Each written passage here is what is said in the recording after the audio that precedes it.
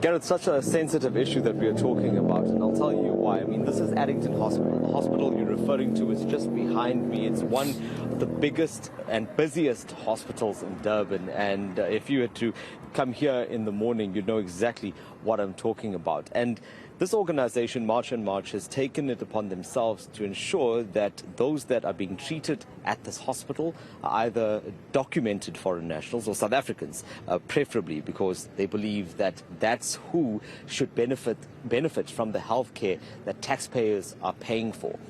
And that was the background, and that's why they were here, that's why they had gathered here. And they were here this morning, as they had been for a few days now, and they were checking the documentation or lack thereof of those that were coming into the hospital. And how they were doing that was they were stationed just outside here on the sidewalk, just outside the hospital, and they say it was a quick check, a visual inspection to find out if these people that were coming to the hospital, the patients, if they were actually, in their words, entitled to be here.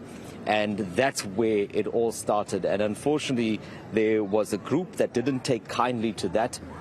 And as a result of that, there was a scuffle that broke out. Police were then called in, the SAPS and the Metro Police, and that then ended up in a situation where rubber bullets had to be fired. And as I understand it, several people were also arrested, those that had come here to protest against the protesters, if I could call it that. But let's get a little more clarity now from the chairperson of March and March, Teresa Nokia.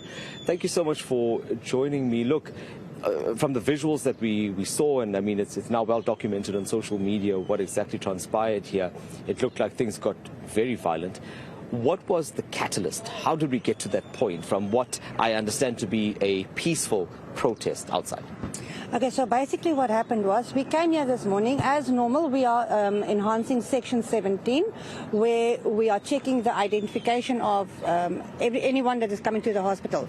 We are only allowing the South African citizens, which is taxpayers of South Africa, into this hospital so that they can get the medication and so forth, because we had quite a few complaints where they were complaining that they're not getting the medication.